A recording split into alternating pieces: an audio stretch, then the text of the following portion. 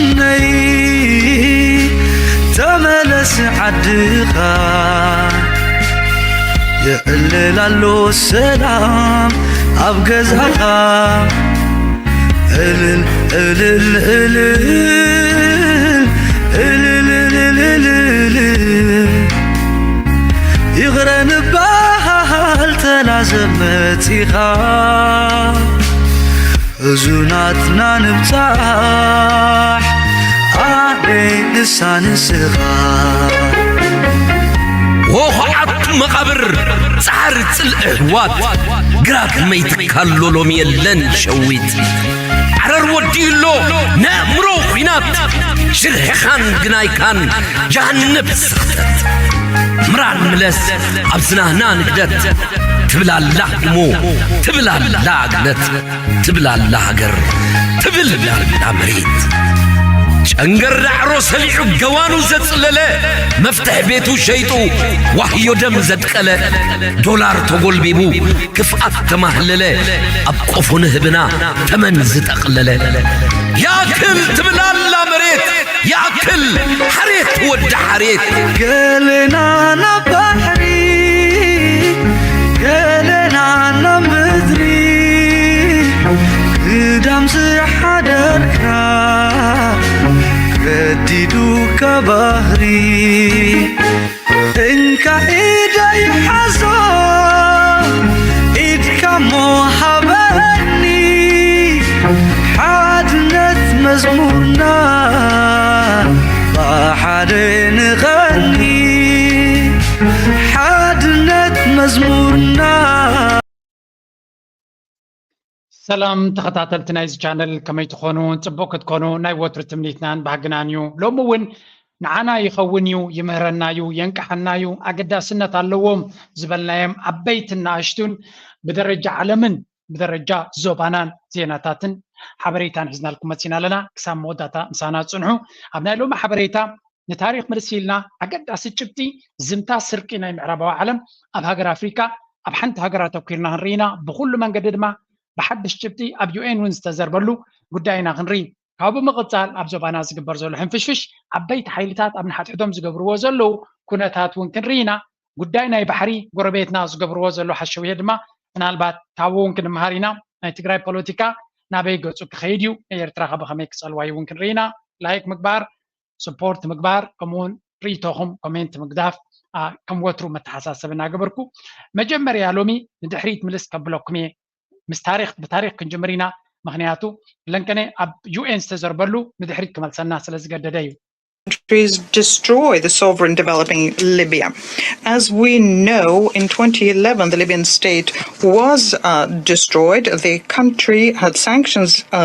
levied against it. And the Belgian fund Euroclear today, it still holds 15 billion euros, which belongs to the Libyan investment.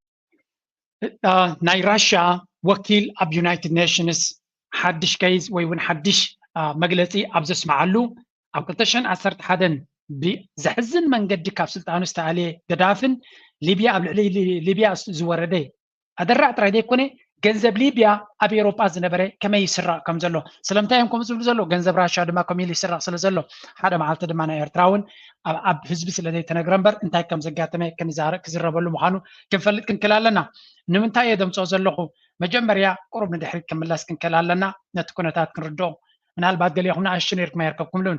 بتجزيتي بريزنتنا أمريكا زنبرة زبالو نسمع. Has lost legitimacy to lead and he must leave. قداف نخيل ناي معرابا وعلم بفلاي دما ترى ناي نيتو عبد كم زنبرة يزنقر أبتوانتي ما راح تزنبرو بأمريكا باراك أوباما قداف تزحزن كفال ودنا بأفريقيا نجيسيلو زموجوسو بريزنتنا أمريكا نيرو باراك أوباما حزب أفريقيا ون بعب تسفى استصبيو استقبلوا مرحنا أمريكا نيرو زياتهم جن أمريكا كما يجروا نسأل محبري نافريقيا أو مثلي أنت أرى أفريقيا هم تقاملوا حدا هي وبنت باراك أوباما خوين حليف له ينبر لون حجونا بمرجات مال سزاربون سنه لغرق كنا قرقم يكسع كندا عم تلال توافيرهم كم زلوا أب فرنسا ساركوزي زبحال نيرو أب عند إنجليز ديفيد كاميرون طلعنا مع برلسكوني أمون قدوم حيلتات نيتو دما معكلاي ترى بمصوات زغبر وحجي بافنيا ناي ليبيا زنبره زغاطمه تاريخ استزاربه هنري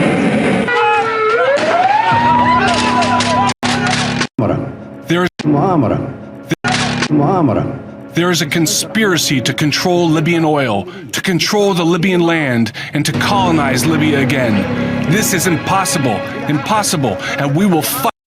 قداف خمزي ايلو خنغروم كله حزب ليبيا كما يو رياكشنات انتاي قبر ملس نيرو اي تنغرنان صنيحلنا كاريكم انتاي زبلهم زلو حدا عبو ورارا بهجرنا انكيدلو نسدما ندادناتنا خسرق ورقناتنا خسرق مريتناتنا خسرق نزا هاجر زيادما فحبتن كتولا تبغيس الليلو قال سباتنا كاف سلطان كي ورد زبلو زلي قال بهالني ربطوها نتي جيس وات قلتشن 10 حدن قدمي 13 عامت نزارب زلنا تاز بلا ليبيا كومبليت اغاتيو مترادي كونسي ليبيا قداف نخم لسلم اليوم وانك ابزي سمر لهم غزي بصيح مالو ابزي وانتي نملس ابتش عزنا بره بعد تاريخ نتايلو نيرو نشي من اسمع into the last man and woman to defend Libya. كل الذكاء عليكم غيركم من ليبيا تحنوا وايلوم ግን ስለምንታይ ግን ገዳፍ ወዲቁ ሓደ ካብቲ ዘይንጹር ነገር ናይ መንግስቲ ሊቢያ አፈኛ ዝነበረ كزارب كله سمو. Musa Ibrahim, the former spokesperson for the Libyan government. Musa, a very good morning to you, but my goodness me, what an anniversary to talk about here. You saw Tripoli fall all those years ago with your own eyes, and there we've just been running the sound bites of Nicolas Sarkozy and David Cameron talking about freedom and democracy and all this, the same BS you always get from the same culprits. What do you remember from those early days of the incursion when you saw Tripoli fall? So زي تري وزلهم أفتكزي أمر قدافي أفنيانا يتمنقس الزنبريو كابزو كله 13 عام دحير كاخذ ذكر خلقنا ليبيا اسكعل لنا يلو هجي التنس زوس دو انجل ابكو طبعا ابوليتيكا كمون كميجيرو متتتاو ايتيوم نتهاجر كودقوا خيلو كسمينا مغنياتو تمساسالي ابي ارترا اب سودان اب اثيوبيا اب تكبابينا كل غزي نريو سلازلنا ابي ارترا بدقه تفتينيزي او وشتونا يتفتنن كنبلاي نقلنا سلدي سرعنبر سمعوا معجي بليز لايك قبروا إذا حبريتا زناب كالك بس على كابزن اللي على تمرتك هلو أي كيلني أبزوان زي. We stood tall for the sake of our country. Let's remind your viewers this morning that the vast majority of Libyans stood with Gaddafi against the foreign invasion. It was the very small minority in some Libyan cities armed and funded and supported by the might of NATO. So انتهيت من زلو مجمريا نتم اودينس ناتكم صبو غيرنا حبريتا نخنبهم نصرح تاريخ نخسمعو ازيا حجي زاز بلا زلو نبد بعلا اقدا سيتيا زبس حزب ليبيا مس غدافي دويل نيرو يلو زيا نصر تاريخ كونكم زبس حزب ليبيا مس غدافي دويل نيرو اتي حدا غاز ودقوم نعمتايو اتي حيال زغنو تهدروا عقمي ناي نيتو كم دما زتفلالي قبيلاتات اورغنايز كيرو سلصنه لعلو كل دما غدافي نفسه نخي كلاخل باير كنفر كم زي بلو سلازخلكلو نفس وقف من قصاصنا يصوارات دما بنفرتي جايدد ميسايلس ناغبر يحرمو سلازنبرو زخون يكون مكلخال كغبراي كعلن بخمزيهم كودق وخيلهم እዚ ታሪክ እዚ ሓደ መዓልቲ ብግልጽ ክንገር እዩ ክሳብ ሎሚ ኣይተነግረን ዝተሓበ ታሪክ እዩ ወታደራዊ ምትእትታው ናይ ኔቶ ናይ አሜሪካን ኣብ ልዕሊ ገዳፊ ዝተገበረ ካላርስቲ እዩ ካብቲ ናይቲ ሃገር ከመይ ተሰሪቁ ወርቂ ክንደይ ከም ተሰርቀ ገንዘብ ከምደይ ከም ተሰርቀ ጽንዕልና ሰሜና نغطي تراي plus other satellite governments from around the world. 44 armies joined the attack on such a small country with the pretense to introduce democracy, human rights and economic development to what was then the richest country in Africa per capita, what was then the leading African country in revolutionary politics and unifying the African continent. I saw it with my own eyes, of course. I was in Tripoli representing the Libyan government, and I saw how young Libyan men and women fought with everything they had to keep the country safe. So انتهي بالزلو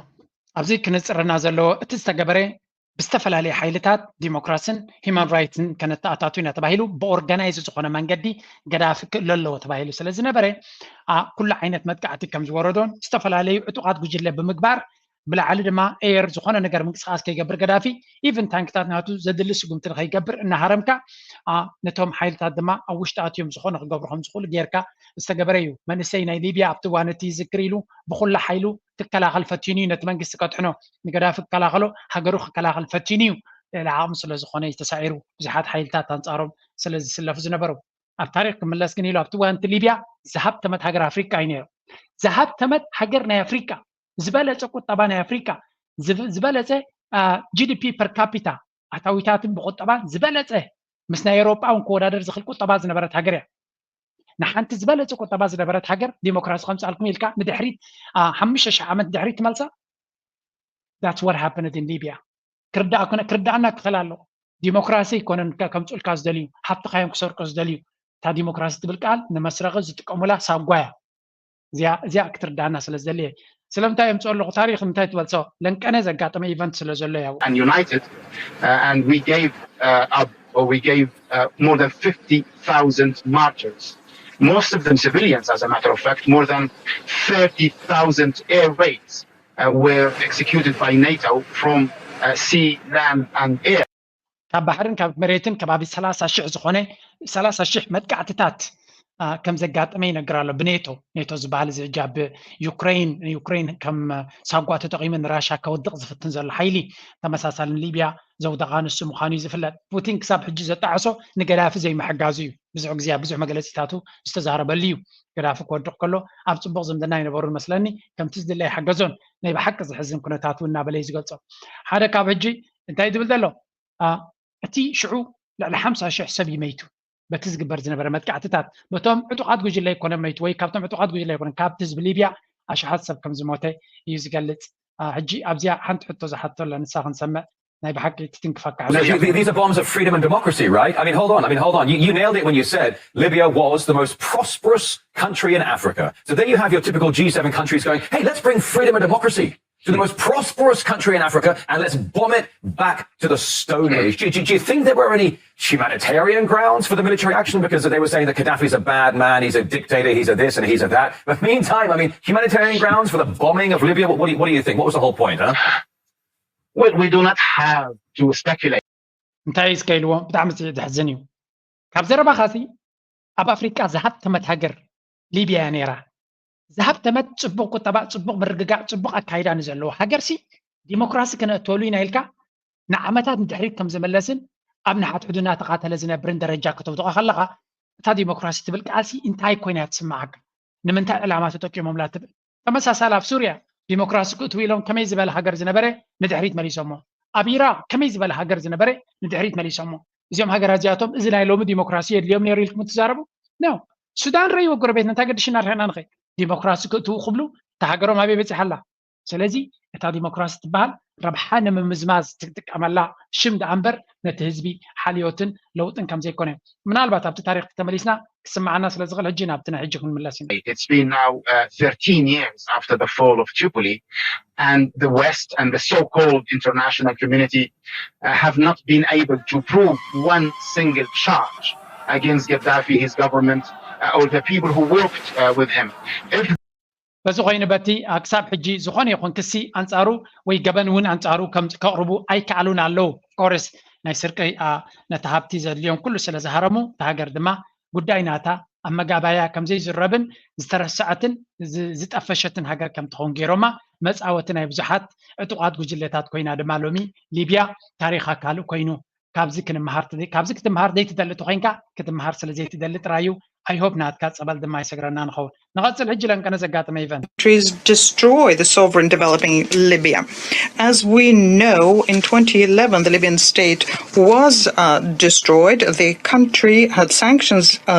levied against it, and the Belgian fund Euroclear today it still holds 15 billion euros, which belongs to the Libyan Investment Authority. As became clear recently thanks to journalist investigations, for 6 years, supposedly by mistake, the Belgian bankers pretended that they didn't know that they had to froze the interest earnings generated by this capital. እንታይ ይብላሎ ናይ ራሽያን ፌደሬሽን ኣብ UN ስዛረቦ ይዚ ኣብቲ ግዜቲ ገዳፊ ማዓት ገንዘብ ኣብ ኤውሮጳ ከም ዝነበሮ ኣብ ዝተፈላለዩ ባንክታት ናይ ዓለም ማዓት ገንዘብ ማዓት ወርቂ ከም ዝነበረ ይዝንገር ሓደ ካብን ኣብነት ከማይ ኤግዛምፕል ወሲዱ 15 ቢልዮን ዝኸውን ኣብ ባንክታት ናይ ቤልጅየም ዝነበረ ገንዘብ ይብላ ኣሎ ወለድ ናቱ ጥራይ ከባቢ 2.5 ቢልዮን ዝኸውን ነይሩ እዚ ወለድ ናቱ ኣበይ ከም ዝኣተዋ ይፍለጥን ኢሉ ኣብኡ ነይሩ ኣብ ቀረባ ግዜ ግን ከም ዝጠፍአ ዝንገር ዘሎ ኢሉ እንታይ ማለት እዩ መዓት ገንዘብ ናይቲ ሃገር ናይ ዘን ሃገራት እዚኣትን ዝነበሩ ገዳፊ ዲስክሎዝ ዘይገበሮ ወይ እውን ዘይነገሮ ምናልባት ዝኾነ ይኹን ኢሉ ብሽም ንጉስ ስለ ዝነበረ ወይ ሓደ ውልቀ መላኽ ስለ ዝነበረ ክትብሎ ትኽእል ኢኻ ወይ እውን ሓደ ሓያል ንጉስ ስለ ዝነበረ ሓውሲ ንጉስ ነይሩ ኣብ ግዜ እዩ ካብ ንጉስ ክቐይር ነይሩ ሃብቲ ብሽሙ ዝነበረ ኣበይ ኣትዩ ኖባዲ ኖውስ መዓት ሃብቲ ከም ዝስራቅ ካብ ሃገራት ክትፈልጡ ክትክእሉ ኣለኩም ተርዲኹም ኣለኹም ሓበሬታ ብትኽክል ከምዚ መጥቃዕቲ ክገብሩ ከለዉ ኣብቲ ሓበሬታ ዘለዎ ኦፊሳት ኩሉ የቃፅልዎ እዮም ሓበሬታ ዶኩመንት ከይከውን ከይፍለጥ ስለዚ ክንደይ ቢልዮናት ገንዘብ ናይ ህዝቢ ሊብያ ነዳድዮም ጥራይ ዘይኮነ ወርቂ ናቶም ኣሜሪካ ብዙሕ ወርቂ ከም ዝወሰደት ካብ ሊብያ ዝንገር ከምኡውን መዓት ሃብቲ መዓት ገንዘብ ኣብ ኤሮጳ ወሪዱ ዝነበረ ኩሉ መን ከም ዝወሰዶ ወይ እውን ተታሒዙ ፍሪዝ ኮይኑለ እዮም ዝብሉ ግን ንስራሕ እዮም ዝጥቀምሉ ዘሎ ባንክታቶም ገይሮም ኣታዊታት ናቱ ድማ ቁጠባታት ናቶም ይዕብዩሉ ኣለዉ ስለዚ ነዚ እንተዘይፈሊጥካ እንተዘይተረዲብካ ፅባሕ ንጎ ሓደጋ ኮርደና ምዃኑ ክንፈልጥ ኣለና More than that, these earnings were quietly taken off the accounts and disappeared. And as far as we can tell, the amount in question is about 2.8 billion euros. This amount was just simply stolen from the Libyan people. The leadership of the Libyan Investment Authority intends to እዚ ገንዘብ እዚ 2.8 ቢልዮን ዝኸውን ወለድ ናይቲ ገንዘብ ዝነበረ ተሰሪቁ ናይ ራሻ ወለድታ ኢሎም ኣለዉ ንዩክሬን ክነዕጥቀሉ ኢና ኢሎም ኣለዉ ስለዚ ገንዘብካ ኣብ ባንክታት ናቶም ገንዘብ ናይ ሃገራት ርሂፀን ደም ርሂፀን ማዕድናተንን ፀጋታተንን ሸይጠን ንንግድን ንቁጠባን የድልየኩም እዩ ተባሂሎም ክነግድሉ ኢሎም ኣብ ባንክታት ዝቐመጥዎ ገንዘብ ከመይ ገይሮም ይሰርቅዎ ከም ዘለዉ ሰሪቆም ድማ ይቕረታ ይሓቱን እዮም ብገንዘብካ ገይሮም ቦምብ ገይሮም ከጥፍኡካ እዮም ዝፍትኑ and this is the history ናይ ኤሮጳ ናይ ኣሜሪካን ምስ ግዜ ድማ መሊሱ እናተቃልዐ ክኸይድ እዩ ገለ ካብቲ ንሽዑ ዝበልዎ ዘረባ ክንሰምዕ we saw he died እዚኣታ ፌመስ ዘረባ ናይ ሂላሪ ክሊንተን እያ ናብ ሚኒስትር ጉዳያት ወፃኢ ናይ ኣሜሪካ ስለ ዝነበረ ሽዑ ናብኡ ከይዳ ገዳፊ ክቕተል ከሎ እናተሓጎሰት ተዛረበቶ ዘረባ እዩ ንሕና መፂና ርኢናዮ ሽዑ ተቐቲሉ showed the world you would get rid of a dictator and you would choose freedom ትሪኦም ኣለኹም ዲሞክራሲ ቐነ መፂና ንዲክቴተር ክንኣሉ ኢና እናበለ ሽዑ ዝነበረ ፕራይም ሚኒስትር ናይ እንግሊዝ ዝዛረበ ዝነበረ እዩ ዲሞክራሲያ የምፅኡልካ ዋላ ጅንዕፍሪታ የምፅኡልካ ዓድኻን ህዝብኻን ፋሕብትን ኢትዮምልካ ሃብትኻ ዘሪቖም ጉድባይ ይብሉኻ ንሓዋሩ ከም ዘይትምለስ ድማ ይገብሩኻ ካብቲ ቅድሚ ሕጂ ዝተገበረ መግዛእትን ጭቆናን ዝገደደ ስቃይ ከም ትሕልፍ ይገብሩኻ ቪቭ ቤንጋዚ ቪቭ ላ ሊቢ ቪቭ ላ ቢቼ entre la France እዚ ሓደ ካብቶም ዕሮ ናይ ገዳፊ ዓርኪ ዝነበረ ዝበሃል ዝነበረ ሳርኮዚ ናይ ሽዑ ፕሬዚደንት ናይ ፈረንሳ ዝነበረ እዩ ተሓባቢሮም ንሊብያ ቀትልዎ ከለዉ ዝተዛረበ እዩ ስለዚ ናይ ብሓቂ ዘሕዝን ታሪክ እዩ ድሓን ንሱ ንታሪክን ንዶኩመንትን ንገድፎ ንምንታይ ኢኻ ምፂኻ ትብል ሕጂ ናብቲ ናይ ሕጂ ግን መፂና advertisement from the British Army. They are open to receive applications. And this specific advertisement caught my eye because they were saying that they're open to receiving applications from the... ዓዲ እንግሊዝ እንታይ ትገብር ኣላ ትሪእዋ ኣለኹም ወታደራት ካብ ዓዳ ዝቕሉ ጓልጓሎ ኮይኑ ዝዓቢ ዝነበረ መንእሰይ ፆታ የለን ወዲ የለን ጓልኒ የለን እናበሉ ወዲከ ናይ ጓል ኣንስተይቲ ስምዒት ክህልዎ ኣለዎ ቶክሲክ ማስኩሊኒቲ እናበሉ ነቲ ወተባዕታይ ባህሪ እናቐተልዎ ምስ ከዱ ወታደራት ዝኸውን ወዲ ስለተሳነ ወዲ ናብ ጓል ተተቐይሩ ደቂ ኣንስትዮ ድማ ወታደራት ክኾና ይደልያን እየን ብርግፅ ወታደራት ኮይነን ኣብ ውግእ ክኣትዋልካ ይደልያን እየን ኣብዚ ምዕራባዊ ዓለም እዚ ዘደናግር ነገር የብሉን ወይ እውን ፖለቲካዊ ቋንቋ ኣይኮነን ወታደር ዝኸውን ስለዝሰኣኑ ጸለምቲ ሰባት ወታደራት ንክኾኑሎም ክልምኑ ጀሚሮም ኣለዉ የስወት ውትድርና ዘይብሉ ሃገር ኤርትራ ውትድርና ስለ ዝገበረት ሰራዊት ስለ ዝመልመለት ለይትን መዓልትን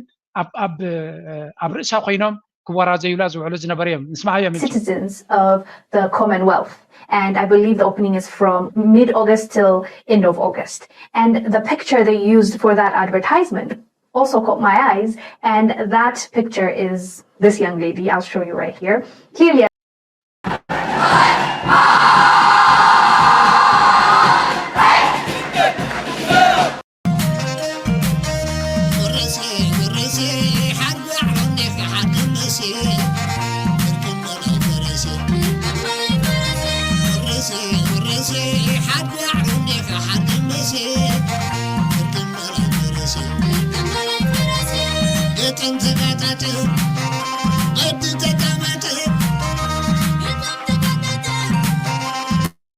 ምክንያት ክረክብ ከለኹ ነቲ ሰራዊት ኤርትራ ክብሪ ንክህብ ክሓልፎ ይደልን እየ ኤርትራ ሳላቲ ሓያል መርሕነት ናይቲ ሃገር ዝገበሮ ውሳኔ መንእሰይ ናብ ሳዋ ከይዱ ተዓሊሙ ሓያል ዝኾነ ወታደራዊ ዓቕሚ ስለ ዝሃነፀት ነቲ ኩሉ ዝወረዳ ሽግርን ኣደራዓን ፀገምን መኪታቶ ሰጊራቶ ሎሚ እቲ ኣብነት ናይ ኤርትራ ተጠቃሲ ኣብነት ካልኦት ሃገራት ነቲ ናይ ኤርትራ ተሰይጥኑ ሕማቕ መንገዲ ከም ትኽተልን ህዝባ ትብድል ከም ዘላን መንእሰያት ትብድል ከም ዘላን ገይሮም ከምንዋ ዝፍትኑ ዝነበሩ በዓል ዓዲ እንግሊዝ ኣብቲ ድራማታት ናይ እገዳ ለይትን መዓልትን ትጓየ ዝነበረት ሃገር ንበዓላ ሰራዊት ስለ ዝሰኣነት መንእሰያ ድማ ሰራዊት ኮይኑ ከገልግላ ስለ ዘይከኣለ ኣፍሪቃውያን መንእሰያት መፅኦም ወታደራት ክኾኑዋ ክትልምን ኣድቨርታይዝመንት ኣውፅያ ኣላ ካልኦት ሃገራት ኤውሮጳ ድማ ተመሳሳሊ ዝኣክል ወታደራዊ ዓቕሚ የብሎምን ህዝቦም ድማ እቲ መንእሰይ ናቶም ድማ ወታደር ክኸውን ኣይክእልን እዩ ኮይኑ እውን ከድመዓሎም ከም ዘይክእል ስለ ዝፈልጡ ሓያል መንእሰይ ካብ ኣፍሪቃ ድዩ ካብ ካሪብያን ድዩ ፀሊም ወታደር ክኾኖም ብገንዘብ ክቆፅሩ እዮም ኣፍኮርስ ፀለምቲ መዓልቲ ኣለዎ ስራሕ ዘይብሎም ርግፀኛ እዮም ከም ዝመፅዎም ፅባእ ትውግእ ኣብ ሃልሃልሃልሃል ዝብል ዘሎ ሓዊ ናይ ዩክሬንን ገለን ድማ ክጥበስ እዮም ልክዕ ከምቲ ኣብ ዩክሬን ንሪኦ ዘለና ኩነታት ሎሚ ወታደር ኮንካ ፅቡቅ ክዳን ጌርካ ፑሽኣብ እናገበርካ ትኸደሉ ግዜ ኣይኮነን ወታደርቲ ኮንካ ኣብ ኤውሮጳ ግንባር ኣቲኻ ከም ካልኣይ ኩናት ዓለም ኣብ ውግእ ክትኣትወሉ ትኽእል ኣጋጣሚ ከም ዘሎ እዩ ስለዚ መን ክመፆም እዩ መን ክዕስከረሎም ይካል እዩ ኤርትራ ግን ሳላቲ ዝወሰደቶ በሊሕ ስጉምቲ ወላ እኳ ብዙሕ ዋጋ ኣኽቢልዋ እንተኾነ ብዙሕ ከርተት ከም ዝሕልፍ ተገበረ መንእሰይ ናይ ኤርትራ ኣብ ግንባራት ብቃላት ክትገልፆ ዘይትኽእል ድኻምን ፃዕርን መስዋዕትን ነቲ ሃገር ከም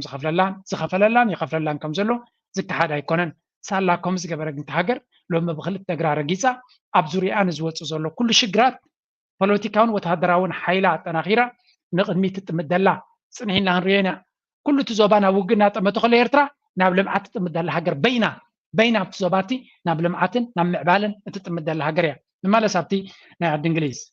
a black woman, and they are using that picture to advertise for the applications that they will be receiving from the Commonwealth citizens. But it doesn't end there, okay? I found another ad, but this time from a British person, calling on Africans. You can't make this up. He actually wrote, "Africans, arise, the crown needs you." And as you might have already guessed, ስለዚህ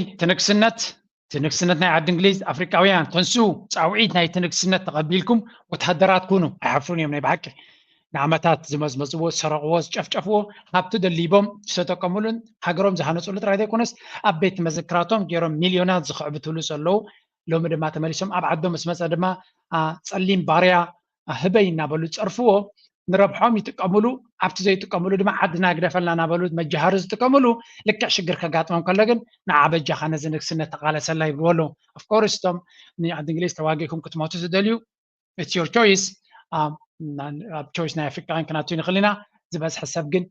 ናብ ገፁ ክጥምት ከም ዘይክእል ምስቲ ፖለቲካዊ ኣካይዳ ናቶም ስለ ዝርኦም ዘሎ ተመሳሳሊ ኣሜሪካ ኣብ ካልእ ግዜ ከምፃልክመ they have a big problem ሰብ ወታደር ዝኸውን ስለ ዝስእኑ ዘለዉ ምክንያቱ ንዓዲ እንግሊዝ ኣብ ዶባ መፅኡ ዝወራ ፀላኢ የለን እንታይ እዮም ክገብሩ ዘሉ ዘለዉ ኣፍጋኒስታን ከይዶም ንካልኦት ሃገራት ክዘምቱ ንካልኦት ሃገራት ኣብ ካልእ ዓዲ ከይዶም ክጭፍጭፉ እዮም ዘልዩ ዘለዉ ተርዲኦም ኣለኹም ፀላም ጓል ገይሮም ንመን እዮም ክስሕቡ ዝፍትኑ ዘለዉ ንፀሊም ሰብ እንታይ ክትገብር ኣብ ጅቡቲ ከድካ ኣብ ከባቢ ኤርትራ መፂኻ ንኤርትራ ከተጨናንቕ ኣብ ሶማልያ ከድካ ንሶማልያ ከተጨናንቕ ኣብ የመን ከድካ ንየመናውያን ሃገሮም ክትወረስ ክትፍትን ኣብ እስራኤል ኮንካ ነቲ ከባቢ ዘሎ ክትሃርም ኣብ ዩክሬን ከድካ ንራሽያ ክትሃርም እምበር ንዓዲ እንግሊዝ ክከላኸል ኣይኮነን ሰራዊት እዚ ስለዚ ሰራዊት ናይ ኣሜሪካ ይኹን ሰራዊት ናይ ኤርትራ ኩርዓት ኣለዎ ብሃገሩ ስለምንታይ ኣብ ግንባሩ ጠጠው ኢሉ ሃገሩን ህዝቡን ልኡላውነቱን እዩ ዝሕሉ ዘሎ ዝዓበየ ፐርፐስ ኣሎ ወታደር ማለት ድማ ሂወቱ ዝውፊ እዩ ንምንታይ ካ ሂወትካ ትውፊ ሓንቲ ካምፓኒ ናይ ኣሜሪካ ወርቂ ወይ ነዳዲ ካብ ኢራቅ ክሰርቕ ስለ ዘለዋ ዲኻ ኣብ ሂወትካ ትውፊ ዘለኻ ወይ እውን ናይ ኣፍጋኒስታን ሃብቲ ክትምንዝዕ ስለ ዝደለየታ ኮርፖሬሽን ንዓዓ ረብሓ ናይታ ኮርፖሬሽን ንኸተውሕዝ ዲኻ ኣብ ኣፍጋኒስታን ትመውት ዘለኻ ወይ እውን ሚኒስትሪ ምክልኻል ኣፅዋራቱ ክሸይጥ ናብ ስዑድያ ስለ ዘለዎ ዲኻ ኣብ ኮንካ ፈፈው ትብል ዘለኻ ወይስ ኣብ ግንባራት ናይ ሃገርካን ናይ ህዝብኻን ደው ኢልካ ልኡላውነትካን ፀጋታትካን ነቲ ርስትኻን ትሕሉ ዘለኻ ዓብ ፍልልይ እዩ ዘሎ ሰራዊት ናይ ኤርትራ ርስቱ እዩ ዝሕሉ ዘሎ ርስቲ ቦታቱ ናይ ባሓጎታቱ እዩ ዝሕሉ ዘሎ እዚ ድማ ክብሪ ኣለዎ ንዓመታት ዝኸደ ክብሪ ኣለዎ ኣምላኽ እውን ሰራዊት ነይርዎ እዩ ተረዲኹም ኣለኹም ንዓድኻን ርስትኻን ምክልኻል ድማ ኣካል ናይቲ ተፈጥሮ እውን እዩ عد خالوت نخزمت عد خالوت نختورر عد خالوت نخجفجف تخدوغن تقبلنا زلو يكون بتاريخ بزخون يكون فصامي تقبلنا سلو زي بلو دما اجين كم زنريو زلنا تكونتاتو نابي يخيرالو ازنا عد انجليز نرلنا ابقال غزيو ناس فيها قلصلكم And let's just say Africans were not having it. Unfortunately, there were a few there here and there that I have noticed they were asking for more information. They were given the website. They said they are going to go and apply for this. But even them, I'm pretty sure it's out of desperation and they want some kind of escape from their situation, because we've seen it's not because people love to join the army that they join the army. It's because a different country, helping out their family, and wealth members include. So بحبشان هذا غلطة خيرهم عبد الجمبار كساتفرو دليتهم كوينو no problem نسب عبد الليتاتيخا سلامتايكم تكبر كتب لا يتخلنيخا اتقند على اماناتهم جن نحرنا حزبن عاد انجليز كورا سلاز دلي كنا عاد انجليز تقمز زلغا دق ختم زلغا سمعيت كل وكا خلي زها غرزيا ادق امهير الله يعبي الله يلكا عاد انجليز كورر زل حيل غني يلا عاد انجليز ني يوكرين تتقيما نراشا كتداخم اتكبروا زلا كوينات او ياكتوم تدل زلا امبر نعد انجليزي مصصال لكم اب غربيت متيون عد انجليزي تقعلو يلا ስለዚህ we have to be very clear ጀርመን ዘለኹም ድማ ናይ ዓዲ እንግሊዝ ምናልባት ኣይብፅሓናን ክትብሉ ትኽእሉ ኢኹም ኣብዚ ኻ ስምዑ ሕጂ Attention to the Taiwan Strait now. Tensions are rising there. 2 German warships are on Taiwan's doorstep. They're ready to cross the strait. The move was intended to show support. Germany wanted to stand with Taiwan and show support for the freedom of movement in the Taiwan Strait. But right now the Germans seem to be holding off. The commanders of these ships are waiting for orders from Berlin. And China obviously is not happy with Germany's move. It is pushing back. Our next report tells you how. The growing presence of the Chinese military in the Indo-Pacific is increasingly alarming the West. Germany is the latest country to wake up to the challenge. In May, it made a bold move. Berlin. So, German ab Europa ዘሎ ሃገር እዩ ኤውሮፓ بعبي أوروبا حبرتن مس أمريكا خوينو أبي أوكرين مس روسيا أب وجه نخلت عامة منفقن كيدلو زوج زدما كودا دي ودان زغير وانو أزي حدا جنيا مع اتفاقات زقات مزلو كيناتي نزق قدامي جنبار دو وديهم بسلامنا بسلامهم تمليشهم يخدو مخنياتو جرمن سراويت كم زي بالله يفلطيهم وتحضروا عقمنا هذا ما نسومن تراي كسن عزغل نا جرمن صبصابي يزبلكم سومن كصن عزغل وتحضروا عقم تراي زلوا بفلايت مدافع انزتو كسن امنيشن مالتيو سومني ك ناي سومن وغي كخونا زغل يمزلو اوكي اكم زكنتا تلغا قطبانا جرمن ناله مسي زخي زلو بسنكت مسراشا مس چاينا تخطلو زلا منغدي زغل كي اغلا بس معامل اب قطبان اب كنتا تند تتكر نو تنزر كابن مراخبا وسيدانا بكيدالا اب افتق اب افنچانا چاينا غيدا من تايوان كغزيه تبلالا እንታይ ትብሎም ነዚኦም ነዚያቶም ሲ እንታይ ትብሎም ትማሊ እቲ ፓይፕላይን ካብ ራሽያ ንጀርመን ዘምጽእ ዝነበረ መን ሃሪሞ ወፅን እዩ ዩክሬን ሃሪሞሞ ብሓገዝ ናይ ኣሜሪካ ቁጠባ ናይ ጀርመን ንምልማስ ብሓገዝ ናይ ኣሜሪካ ዩክሬን ሃሪሞሞ ከምዚ ሃረሙ ክሃርሞ ምዃኖም ድማ ኣሜሪካ ብወግዕ ነጊሮሞም ነይሮም ኩሎም ፖለቲከኛታት ኖርድ ስትሪም ፓይፕላይን ክንሃርመይና ናበሉ ይፍክሩሎም ነይሮም ንዑ ሃሪሞም ጥራይ ከይኮነ ነዳዲ ናቶም ኣሜሪካ 4% ካብ ተቀደም ዝገዝኡሉ ዝነበሩ ካብ ራሽያ 400 ዋጋ ወሲኾም ንጀርመን ይሸጡሉ ኣለዉ ካምፓኒታት ናይ ጀርመን ድማ ካብ ዓዶም እናሃደሙ ናብ ኣሜሪካ ብሕሱር ነዳዲ ክጥቀሙ ፋብሪካታቶም ኣሜሪካ ይወስድዎ ኣለዉ እቶም ዝተረፉ ድማ ንቻይና ይኸድሉ ነዳዲ እውን ሕሱር ስለ ዝኾነ እቲ ጀርመን ዝበሃል ድማ ካብ መዓልቲ ናብ መዓልቲ እናንቆልቆለ ዝኸይድ ዘሎ ቁጠባ እዩ እዚ እቲ ናይ ቁጠባ ጥራይ ኣይኮነ ናይ ስትራክቸራል ህዝቡ እናዕረገ ዝኸይድ ዘሎ ካልእ ፖለቲካዊ ርግኣት ዘይብሉ ከምኡ ድማ መርሕነት ናቱ ነቲ ፀገም ክፈትሕ ዘይክእል ምዃኑ ዝፍለጥ ዘሎ ሃገር እዩ እዚ ንበይኑ እኹ ትሩፍ እዩ ነይሩ ነዚ ክሰርሑ ንሳቶም ግን ንዑ ገዲፎም ኣብ ታይዋን ትበሃል ሃገር ኣካል ናይ ቻይና ምዃና ታይዋን ሲ ነፍሲ ወከፍ ሃገር ኣብ ዓለም ብጀካ ሶማሊላንድ ዝበሃል ኣብ ከባቢና ዘሎ ታይዋን ኣካል ቻይና ምዃኑ እዮም ዝኣምኑ ኣሜሪካ ታይዋን ኣካል ቻይና ምዃኑ ዋን ቻይና ፖሊሲ ዝተቕበል ሃገር እያ እንተኾነ ሕንፍሽፍሽ ልክዕ ከም ንዩክሬን ተጠቂማ ንራሽያ ከተውድቃ ትፍትን ዘላ ልክዕ ከምኡ ድማ ንታይዋን ተጠቂማ ንቻይና ንምፍርራስ ዝግበር ዘሎ ጉዕዞ ኤውሮፓ ጀርመን ኣብኡ ከይዶም ነቲ ሓዊ ላምባ ከቐብሉ እተን ዝርከባ መራኸቦምን ሄሊኮፕተራቶምን ከንቀሳቀሱ ይረአ ኣሎ ናይ ባሕቂ dispatched 2 warships to visit the region. The Frankfurt am Main, a supply ship. እዚ ትሪእዎ ዘለኹም ፍራንክፈርት am Main ዝብል ሓደ መርከብ ኩናት ናይ ጀርመን እዩ ኣብ ከባቢ ናይ ታይዋን ቦታ ኮይኑ ኣብቲ ታይዋን ስትሬት ዝበሃል ቻይና እትውንኖ ቦታ ኣብኡ ዝኾነ ይኹን ወታደራዊ ሓይሊ ክኣቱ ዘይተፍቅድ ናብኡ ክኣቱ ይደናደኑ ኣለዉ ክሳዕ ክንደይ ኤስካሌሽን ንራሽያ ኣብ መሬታ ኣትዮም ብታንክታቶም ንዩክሬን ሓጊዞም ኣብ መሬት ራሽያ ውግእ ኣካይዱ ኣለዉ ንቻይና ድማ ኣብ ባሕርናቶም 10 ኪሎሜትር ከይዶም ኣብ ኣፍንጫና ቻይና ሽግር ክፈጥሩ ይጀምሩ ኣለዉ And the Baden-Württemberg, a frigate. They are now right outside the Taiwan Strait. ስለዚ ራይዎም ካብ ቦትኦም ክንደይ 10 ኪሎሜትር ከይዶም ኣብ ኣፍንጫና ቻይና ፕሮቮኬሽን ክገብሩ ንታይዋን ክሕግዙ ማለት እዩ እዚ ከዓ እንታይ እዩ እቲ ኣሜሪካ ትደፍኦ ዘላ ፖለቲካ ምስኦም ኮይኖም ኣብ ተሓዊ ኣትሎ ምክንያቱ ኣሜሪካ ዝበለቶም ስለ ዝገብሩ ዘሎ Their commander is waiting for orders from Berlin. He sounds determined to cross the strait.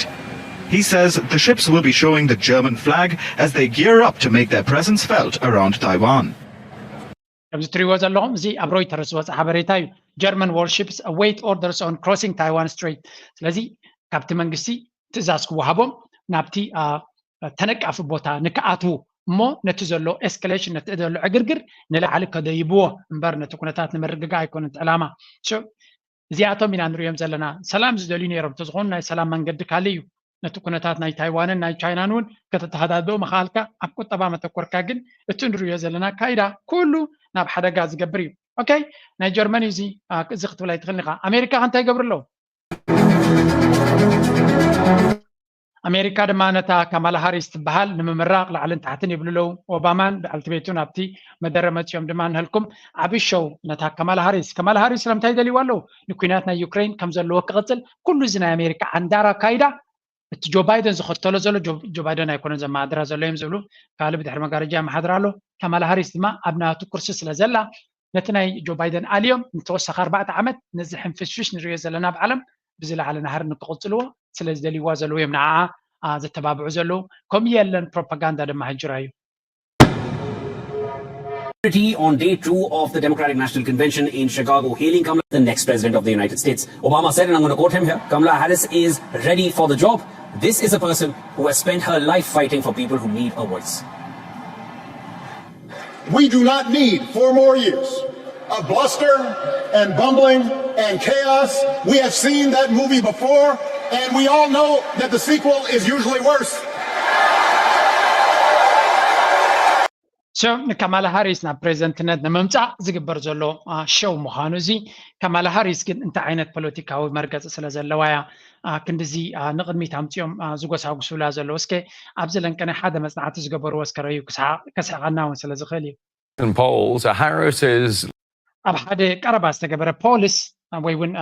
ነቲ ምርጫ መተንብሂ ኢሎም ዝገብርዎ መፅናዕቲ ካማላ ሃሪስ ንዶናልድ ትራምፕ ትመርሖ ከም ዘላ 50% ቅድሚት ከም ዘላ እዩ ዝንገር እዚ ቁፅርታት እዚ ብዙሕ ሰብ ኣያምኖን እዩ ስለምንታይ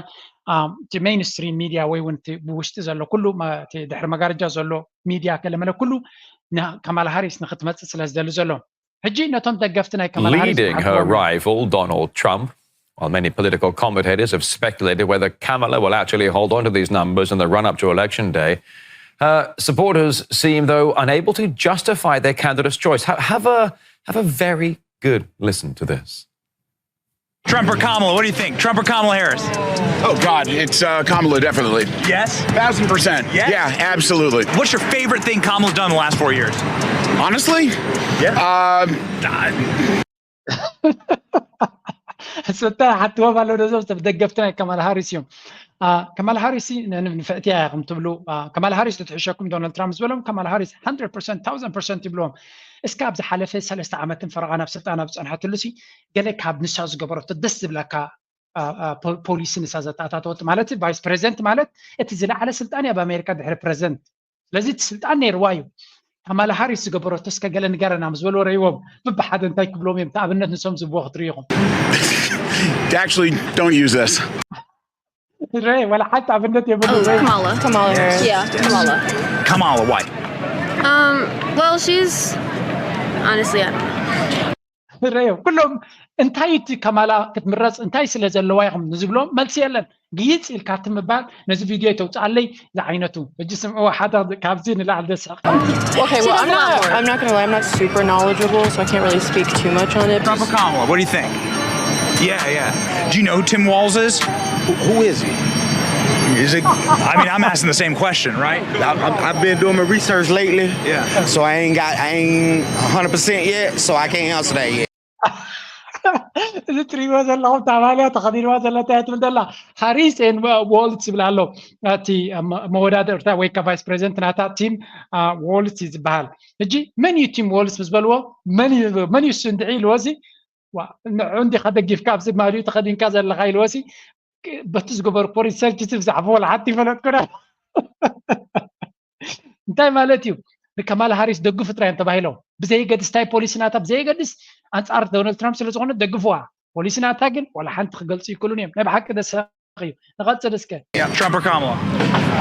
Kamala's she's the one. What's your favorite thing about the last 4 years that Kamala Harris been vice president?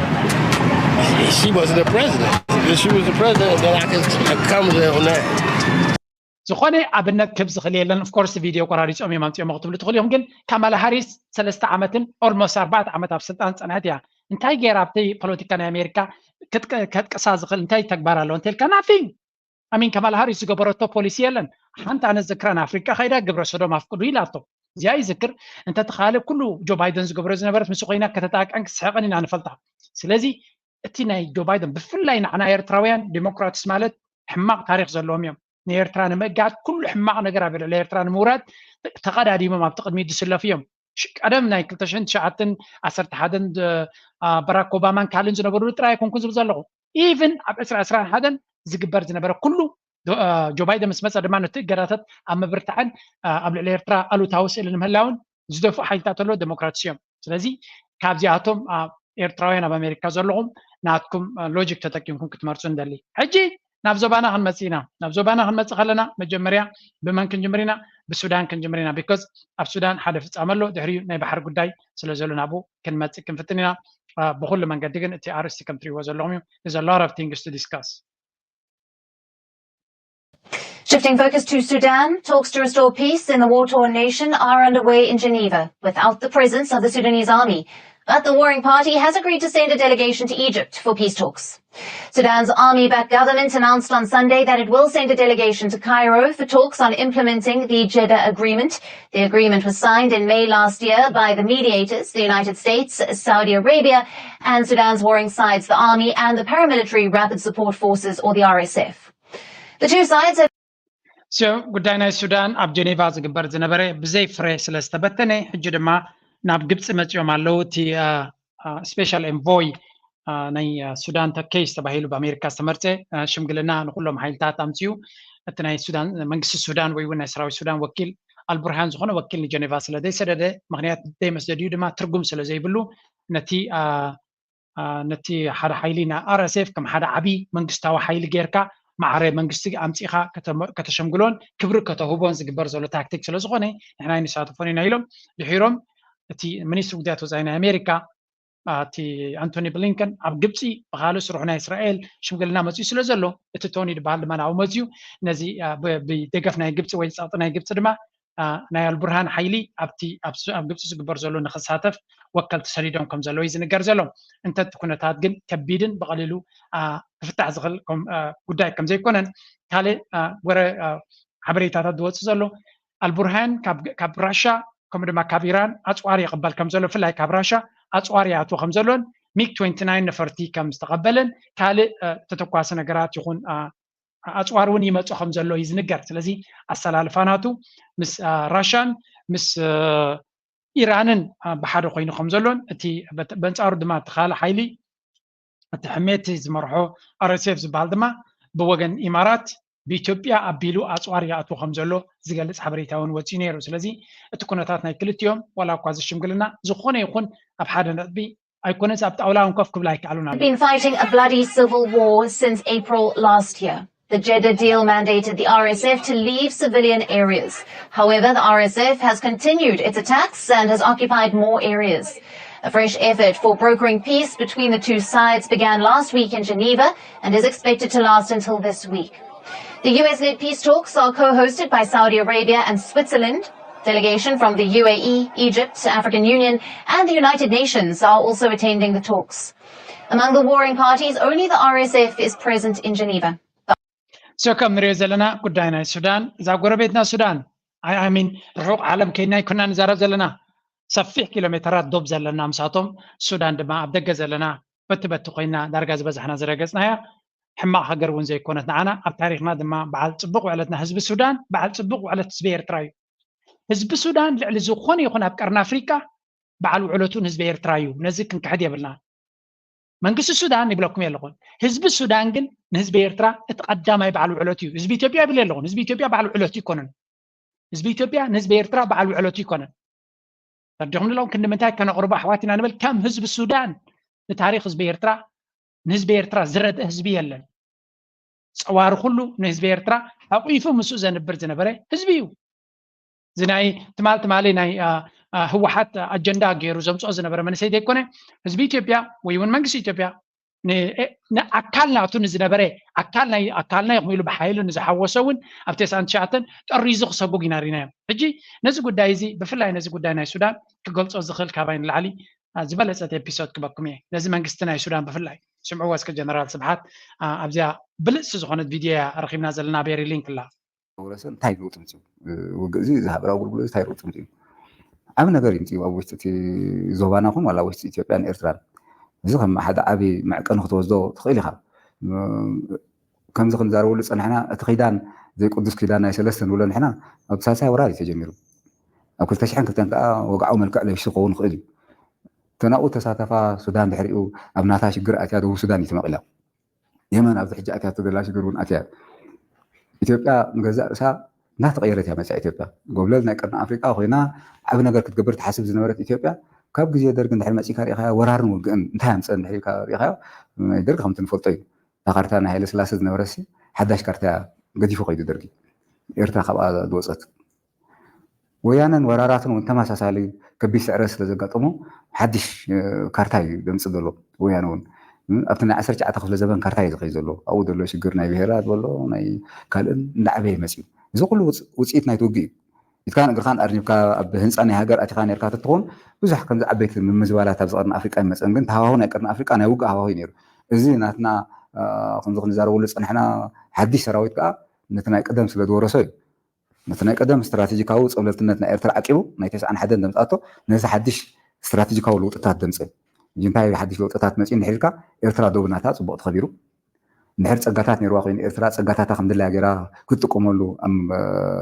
በቂዓ እንድሕር ኤርትራ ብዛዕባ ሃገራ ንቕሓት ነይርዋ ኮይኑ ብስነ ኣእምሮ ሓይላ ወፅያ ኤርትራ ባዕላ ንገዛእ ርእሳ ኩሉ እዚ ውፅኢት ናይቲ ውግእ እዩ ብቐንዱ ግን ኣብ ምንታይ ኻ ከምዚ ኣመሰለ ዓበይቲ ለውጢ ከተምፅእ እንድሕር ኮንካ ሓደ ከምዚ ወረስካ እንድዩ ሰራዊትሲ ከምዚ ንዛረበሉ ዘለና መራሒ ሓይሊ መራሒ ጋንታ መራሒ መስርዕሲ ሃገራዊ ኣገልግሎት እዩ ወዱ ጓሉ ከከም ዓቕሙ ሕጂ እቲ ናይ ቀደም ሰራዊት ኣይኮንካ ንዛረብ ዘለና ናይ ቀደም ሰራዊት ካልኡ ምገበረ እዩ ነዊሕ ተመክሮ ወሲዱስ እቲ መንኮርኮር እንዳናሃረ ይመፅእ ሓያል ናሃሪ እዩ ነይሩ ንዑ ግን ጠጠው ኣቢልካ ኢኻ ሓድሽ መንኮርኮር ኢኻ ምፂእካ ብሓድሽ መንገዲ ኣትከይድ ኢኻ ፈቲንካ እዚ ቀስ ብቐስ እንዳተኸደ መንኮርኮር እዚ ከዓ ናብሪ እንዳወሰኸ ነቲ ቀዳማይ ኣብ 91 ዝተረኸበ ብሓድሽ መንገዲ ይምፅዎ ድሕሪ ኤርትራ ብስነ ኣእምሮ ሓያል ኮይና ወፅያ ነይራ ኮይና ካብ 91 ዝሓየለት ኮይና ወፅያ ድሕሪ ዝውግእ ናይ ወያነ ከዓ ዓለም ከዓ ፈሊጥዎ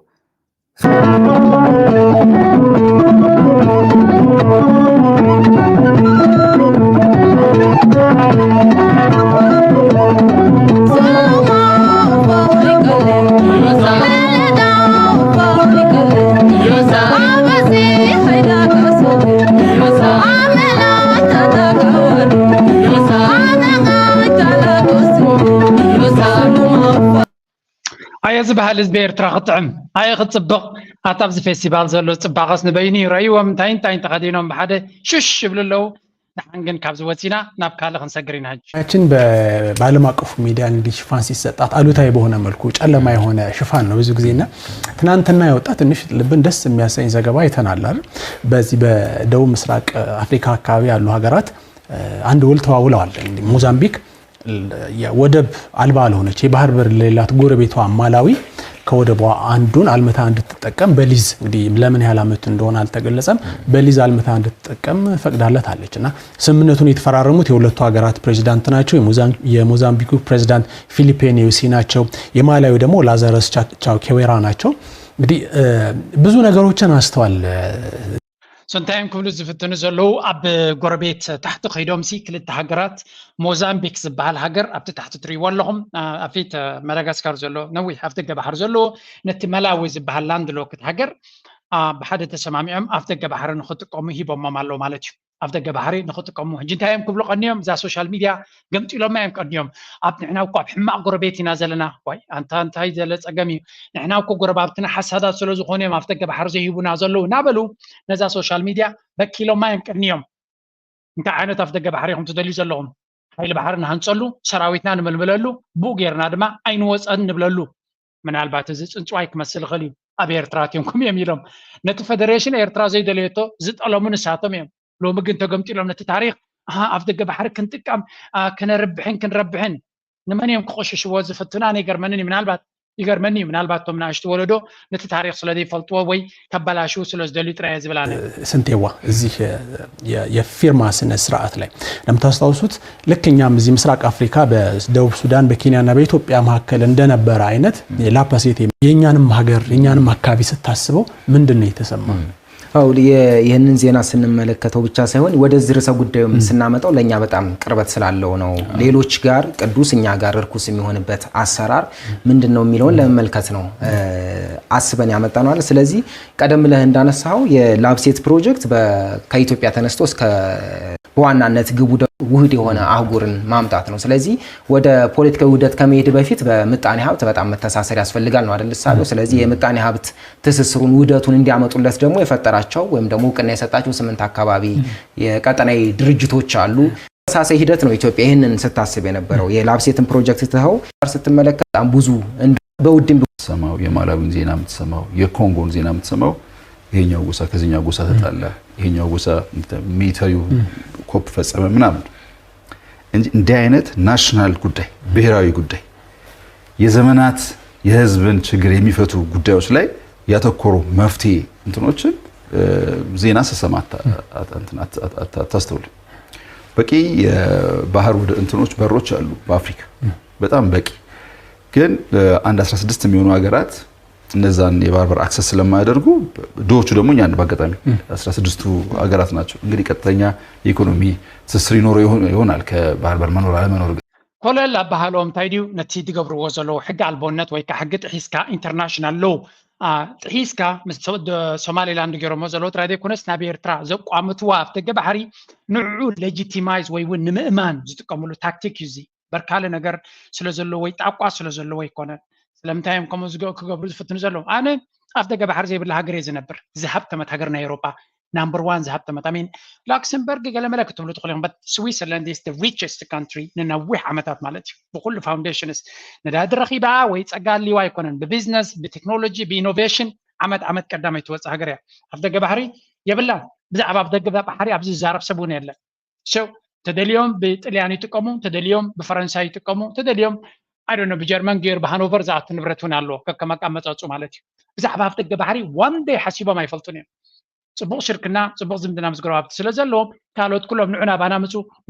ምፁ እናበልዮም ዝልምንዎም but these people ኣብ በይኖም ዓለም ስለ ዝነብሩ ብሓይሊ ጎቢጦም ናይ ካልእ መሬት ወሲዶም ኣብ ኣየር ላይ እናትና ብርክ ክንባካ ኣፍ ደገ ባሕርካ ብናፃ ሃበና ዝብሉ ሃገር ኢና ንርኢ ዘለና እሱ እውን ሕማቕ ኣይኮነን ግን ዘተኣማምን ታሪክ ዘለዎ ሃገር እምበር ጎቢጥካ ንዝነበረ ብሓይሊ ክወረካ ንዝሓስብ ሃገር ኣፍ ደገ ባሕሪ ክቦ ዝኽእል የለን ኦኬ ንመለስ ናብቲ ቶፒክ ናትና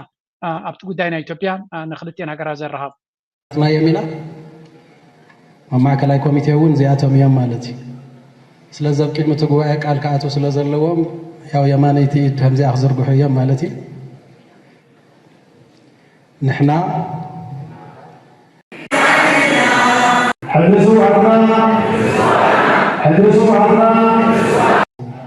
ሰናይ ናይ ዶክተር ደብረጽዮን ፕሬዚደንት ናይ ህወሓት ኮይኑ ተመሪጹ ኣሎ እቲ ማዕከላዊ ሽማግሌ ወይ እውን እቲ ኤግዜኪቲቭ ኮሚቴ ዝብልዎ መሪፆም ኣለዉ ተመራሪፆም ኣለዉ ስለዚ ንጹር ዝኾነ ምምቕቓል ናይ ፖለቲካ ኣብ ትግራይ ኣጋጢሙ ኣሎ እዚ ድማ ሓደ ካብቲ ኣብዚ እስከ በዚያ ንስማ is he in Addis Ababa who is he meeting with which meetings are underway today Ase by the way I've been saying is now the key man in Tigray. Which side will he support? Will he stay neutral? Why is he in Addis Ababa? Firstly. Secondly, Russians are intervening in Sudanese civil war, one led by Debretsion and the other led by ናይ ህወሓት ተንታኒ ዝነበረ ኣብቲ ከባቢ ፅቡቅ ዝኾነ ሓበሬታ ኣለዎ ብፍላይ ናይ ትግራይ ክኸውን ከሎ እንታይ ዝብል ዘሎ ኣብ ትግራይ ክልተ ኣገደስቲ መመቓል ካልኦት ተዓዘብቲ ናይቲ ዞባ እውን ዝዛረብዎ ዘለዎ እዩ ውሽጣዊ ጉዳይ ናይ ኢትዮጵያ ብቐረባ ዝከታተልዎ ዘሎ ኣብ ትግራይ ሓደ ዓቢ መመቓል ጌታቸው ረዳን ንዑ ሰዓብትን ምናልባት ከምኡ ድማ ኣብዚኣ መን ኢኻ ትብሎ እዚ ጌታቸው ረዳ ጻድቃን ካልኦት ንዑ ዝስዕቡ ሓይልታት ናይ ህወሓት ካድረታትን ገለን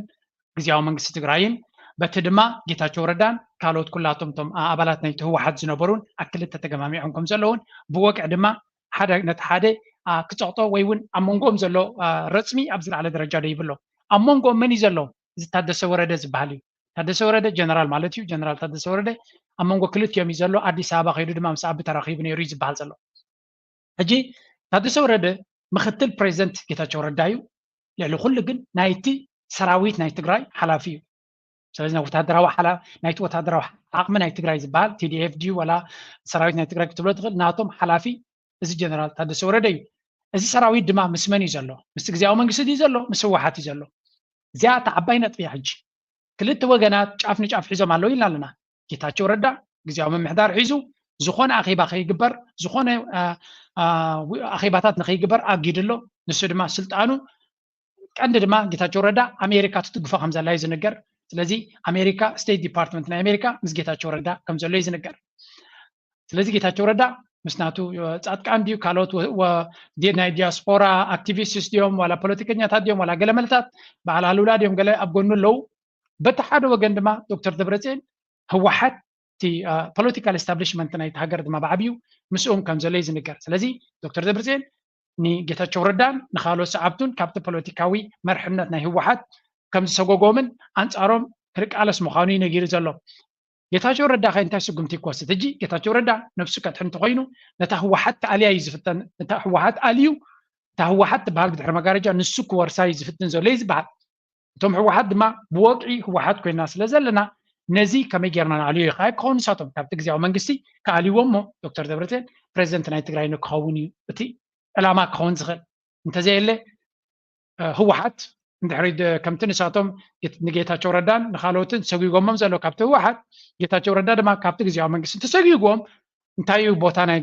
ህወሓት ክኸውን ከም ፓርቲ ኣብ ኢትዮጵያ ዝተመዝገበ ኣይኮነን ከም ብሓድሽ ክምዝገብ ኣለዎ እዮም ዝብሉ ዘሎ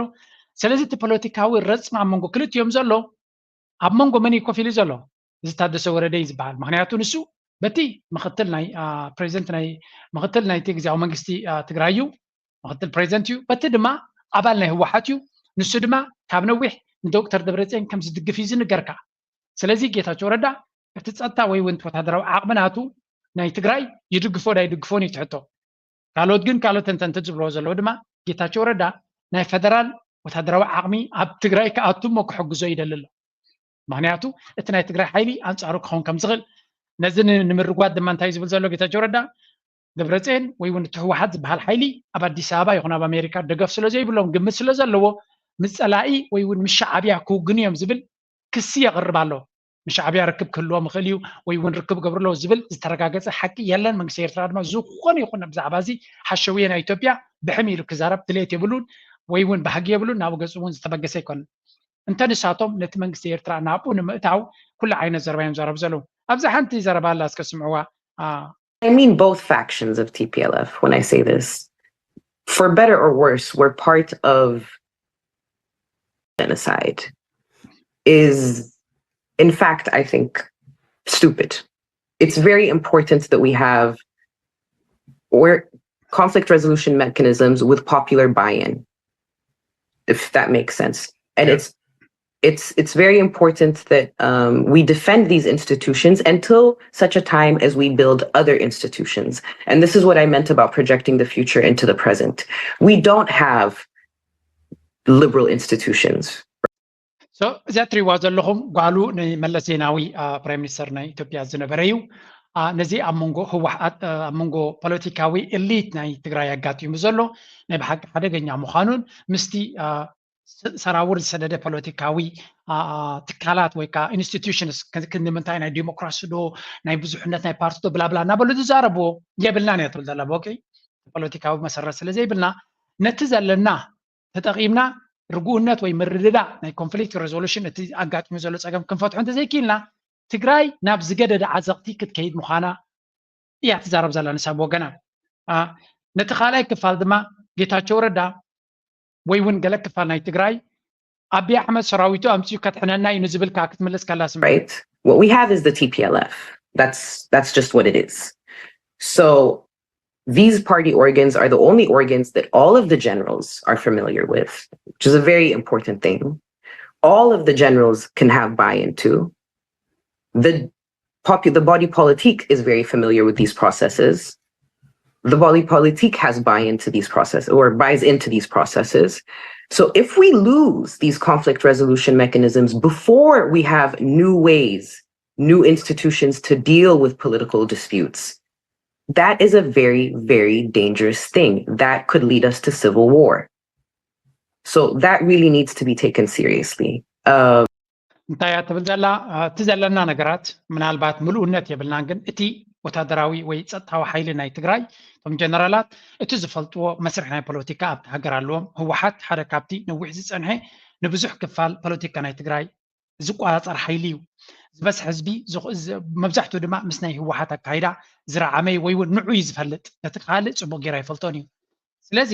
ፅቡቅ ዝኾነ ምስግጋር ካልኦት ፖለቲካውያን ሓይልታት ድዮም ካልእ ነገራት ከይፈጠርና ከለና ኣብዚ ሕጂ ዘለዎ ረፅምንታት ኢና እሞ ክንፈትሖ ተዘይኪልና ትግራይ ኣብ ዲቕ ዝበለ ሲቪል ዎር ወይ እውን ኩናት ሓትት ክትኣቱ እያ እዮም ዝብሉ ዘለዉ ኤግዛክትሊ ኣብ ኩናት ሓትት ክትኣቱ ዝደልያ ኤሊት ኣብ ኦሮሞ ወይ ኣብ ኣምሓራ ከም ዘሎ ድማ ምፍላጥ የድሊ ምክንያቱ ትግራይ ዝበሃል ከም ውድብ ወይ ከም ፖለቲካ ወይ ከም ህዝቢ ክዳኸም እዩ ዝደልዮ እቲ ናይ ኦሮሞማ ዝበሃል ፊሎሶፊ ትግራይ ዝበሃል ፖለቲካ ክጥፍሽን ክወድቕን እዮም ዝደልይዎ ብወቅዕ ድማ ዝዛረብዎ እዮም ንሳ ግን ሕጂ ከመይ ጌርና ነቲ ዘለና ፀገም ክንሰግር ንኽእል ኣብ መፅኡ ድማ ከትሕነና ይኮንና በለት እያ ትዛረብ ዘላ ኣብዚኣ ንእሽተይ ኣርጊመንት there is a belief among young people in Maqala at least that the TPLF is sort of broken beyond any redemption that the wise thing to do now is to invite Abiy to do some sort of cleanup operation in Tigray and I mean, the fact that they think, whoever thinks this, the fact that you think that people who, for better or worse, were part of ብሕፅር ዝበለ ንሱ እንታይ ይብላ ኣሎ ገለገለ ክፋል ተጋሩ ኣቢ መፅኡ ነቲ ኩነታት ገለ መፍትሒ ክገብረሉ ይሓይሽ ዝብሉ ወገናት ኣለው መዝበላ እዚ ፅላለ ጥራይ ክብሎ ዝኽእል ትማሊ ጨፍጪፉ ነቲ ትክልልና ሓመዱ ንላዕሊ ዝገበረ መፅኡ ሎሚ ክረድኣካ ፖለቲካዊ ሽግርካ ንኽፈትሓልካ ምፅባይ ካብኡ ዝኸፍእ ድኽመትን ውድቀትን የለን እናበለት እያ ናታ ኮንክሉዥን ትብደላ በቲ ኮይኑ በቲ ፖለቲካ ናይ ትግራይ ኣብ ዝተሓተ ዓዘቕቲ ወሪድሎ ፖለቲካ ናይ ሱዳን ኣብ ዝተሓተ ዓዘቕቲ ወሪድሎ ፖለቲካ ናይ ኢትዮጵያ ተመሳሳሊ ኣብ ዝተሓተ ፖለቲካ ናይ ሶማል ተመሳሳሊ ኣብ ኬንያ ካብኡ ይሓይሽ ኣብ የመን ዝገደደ እዚ ይመስል እቲ ዞባናትና ንምግናንካ ኣይኮነን ሕጂ ናብ ናትና ንመለስ ሓንቲ ለንቀነ ዝረኣኽዋ ስእሊ ከርእየኩም ናይ ኤርትራ ትሕዝቶታት በዚያ እውን ክንውዳእ ኢና ኤርትራ ኣብዚ እዋን እዚ ከመይ ዝበለ ሃርሞኒ ዘለዎ ሃገር ብነፍሱ ዝመሓደር ሃገር ብፍላይ ድማ ፅቡቅ ክራማት ስለ ዘሎ ገለ ካብ ኣብ ትዊተር ወይ ኣብ ሶሻል ሚድያ ዝወርዱ ዘሎ ስእልታት ኤርትራ ሕርሻዊ እቶት ፅቡቅ ከም ዘሎን የሕምልትናታ ብብዝሒ ኣብ ፍሩታን ኣሕምልትን ኣብቲ ቀጠና ኣብቲ ሃገር ይረአ ከም ዘሎን ሰላምን ርግኣትን ድማ ብዝለዓለ እቲ ህዝቢ የስተማቕሩ ከም ዘሎን ዝገልፅ ስእልታትን ፅሑፋትን ተደጋጋሚ ክወፅእ ንርኢ ኣለና እዚ ድማ ምሉእ ይግበሮ ከምኡ ዝቕፅል ይግበረልና ጥራይና ክንብል ንኽእል ስለዚ ኣብ ኤርትራ ዘሎ ፅቡቅ ነገር ክቕፅለልና ክድንፋዓልና ንደሊ ሓንቲ ንእሽተይ ኣብዚ ካልእ 2-3 ኣርቲክልስ ነይሩኒ ግን እታ ቪድዮ ነዊሓትኒ ስለ ዘላ ኣብ ካልእ ግዜ ክገብረ ነዛ ስእሊ እዚኣ ጥራይ ክንርኢ ከለና ከምኡ እውን ብዙሕ ካብ ኤርትራ ነቲ ሓሸውየ ናይቲ ዞባ ገዲፋ ኣብ ልምዓት ኣተኲራ ኣብ ህንፀት ኣተኲራ ትኸይድ ከም ዘላ ካብ ባፅዕ ዝኣቱ ዘሎ ማሽነሪ ንፅርግያ ድዩ ንካልእ ዘድሊ ንሕርሻ ዘድሊ ዝተፈላለየ ስእልታት ዞም ኤርትራ ከይዶም ዝነበሩ ዲያስፖራ ንፌስቲቫል ድዩ ንካልእ ዝኸዱ ድማ ሓንሳብ ዲጋ ናይ ከርከበት የምፁልና ሓንሳብ ናይ ዓሰብ ብሉፅ ስእልታት ምስቲ ህዝቢ ኣብኡ ዘሎ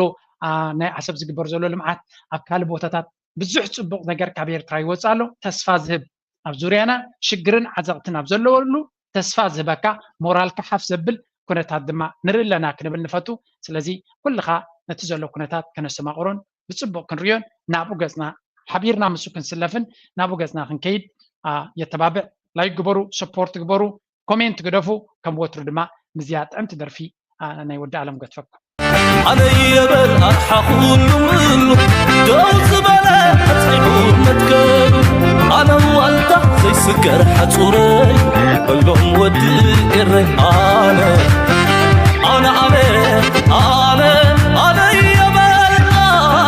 أنا دلاي سناي أنا يا زيت من أنت زي بحالي بدك موش تنفح وتغناني أنا انت الكهت الزقام اللو مش نصخة سنف كويلو أنا يبل بزن كمن بسا أنا انت الكهت يبلون أبسا أنا يبل أنت حالد بي أنا يبل كلنا أتكعا أنا يبل كلنا